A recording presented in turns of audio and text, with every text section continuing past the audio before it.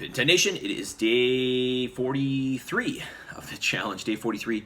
We are officially in that final 4-week point of the challenge, and I want to remind you that you can still make mega massive change just so long as you abide by the pillars of the challenge, right?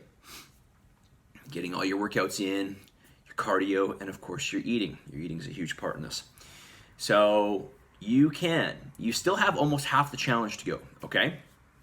So even though it is 27 days, and it does feel like, man, this is not a lot of time, there still is, relatively speaking, to the whole challenge, still a good chunk of time, and you can still make huge change, especially right now, being that you're more proficient with the challenge, like more proficient with the training. You know perhaps your weaknesses and how to capitalize on them. And of course, I'm going to be lowering your calories a bit more. I'm pretty aggressive with this. I lower your calories by the end of the challenge by about 15%. Perhaps for some of you, there's a few one-offs. I might even do more than that. So it is pretty aggressive. So, I want to just remind you, you can still make mega massive change. Just put your nose to the grind, submit and commit, and things will happen, okay? All right, I'm going to get more to your questions here. So let's do that. Question: how much water mixed into protein powder? Can I use more liquid than suggested? Yes, you can. It doesn't really matter how much liquid you use. Obviously, I wouldn't want you to use too much because you'd get very waterlogged. But you could use like when I get really desperate, like when I've been dieting and I'm very lean, I will make like protein pudding, so I'll add very little water to it and then just make it to like a pudding. But per scoop, I think it's reasonable to do about 12 ounces. I actually like a little bit less, like 8 to 10 ounces. I like mine a little more sweeter and a little thicker. So that's typically what I'll do. But I also blend into it a bunch of other things, generally speaking. So, and sometimes those things have water as well, like berries and stuff like that, or even yogurt, right? So that will add to it as well. Okay, so yeah, no problem with that. It's not going to affect the dosage because the dosage is in that scoop, right? So totally fine. All right, next. This person says, all right, something to improve upon for the following week. Workouts were great this past week. I felt strong outside of the workouts, though. I've been pretty minimal on the cardio. I want to do a better job at scheduling this for myself.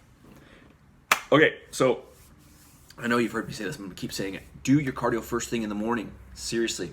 Even if it means that you have to get up a little bit earlier, but trust me, you will feel better. You'll feel better throughout the day. You'll feel like you accomplished something right away, and you'll get that cardio out of the way. I have a real hard time doing cardio.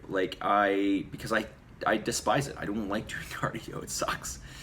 So I just do it first thing in the morning. I get up. I'll get up earlier than I have to, so that I can fit it in. I'll wake up a bit. I'll have my lime juice and apple cider vinegar and some water and salt. My mixture that I have, my 2-liter mixture, I'll drink that down, and then literally, I'll go down and get on the bike. And just get it out of the way. If you give yourself the option of like, I'll do this, maybe I'll do it a bit later from now, or, I don't have to do it now. I won't do it today, I'll do it tomorrow. Just trust me, chances are you're going to get to the end of the week and you'll be like, oh man, I'm short on a cardio session or 2, or maybe even 3. All right, so don't give yourself the option. Just the best advice I can give you, do it first thing in the morning. Just get up, your alarm goes off, get up and just go do it. Don't think about it, okay? It'll be the easiest first thing in the morning. And then when it's done, you have the whole day, you're like, oh man, I already got that out of the way. Okay. Next here, name something specific you need help with. Okay, so a friend of mine has signed up for a different boot camp, and we were talking about MyFitnessPal as a tool. She added me as a friend. Didn't know that was a feature, but was surprised when my calories were so much lower than hers. Hers are about 2,000, and mine are closer to 1,500. We are about the same age and height, but maybe she is 15, 20 pounds heavier than me. It seems like there is a lot of variation between person to person on calorie content and I don't know how to explain it if two people, at least on the outside, look the same. Okay, so there's a lot here. There's a big question.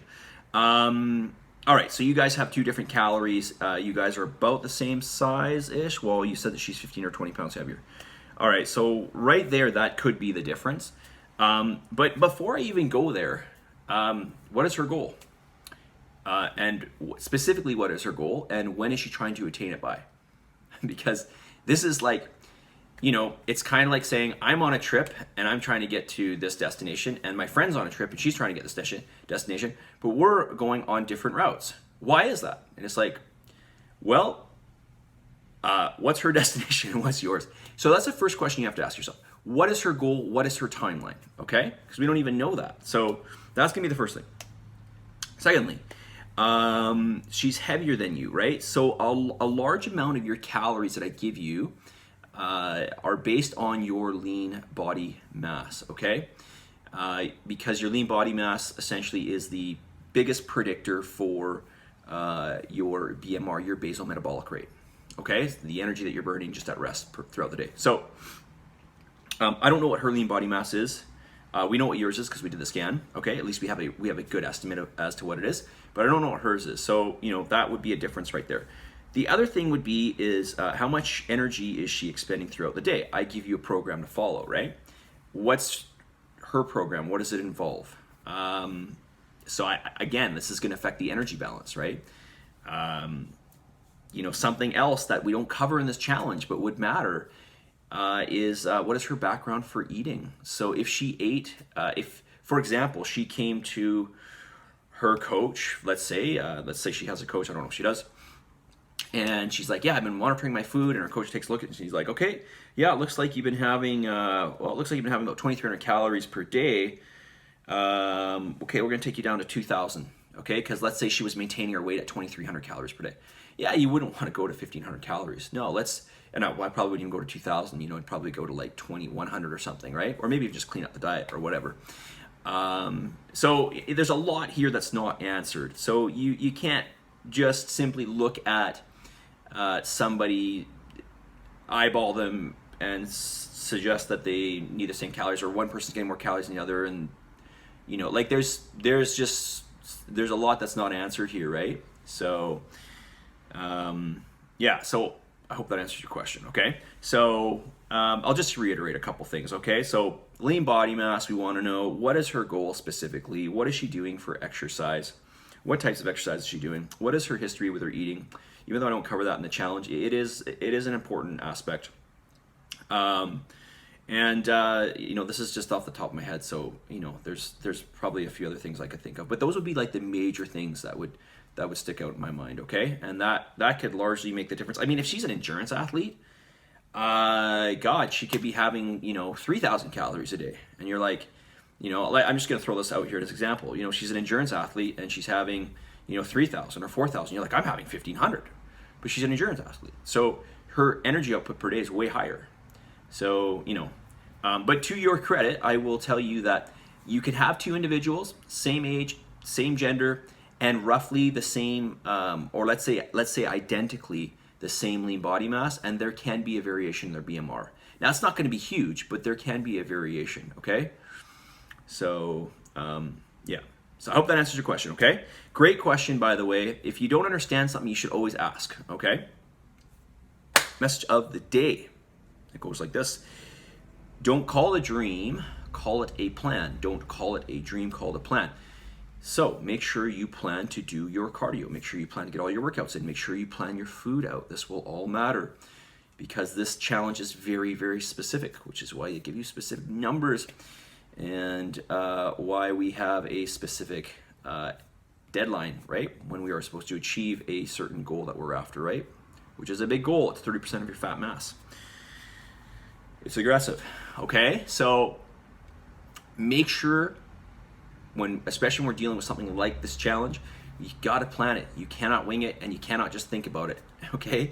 You gotta plan it, and then it's one step forward to making it happen, right? Obviously you have to do it as well, but plan it out, you guys. Put it in and don't give yourself the option of backing out of it. That's really what it is. Either you're not planning it or you are planning it and you're giving yourself the option not to do it. Plan it and do it, and that's it, okay? Submit, commit, positive energy, positive vibes. Give some gratitude and believe in yourself. You guys can all still make mega, massive change.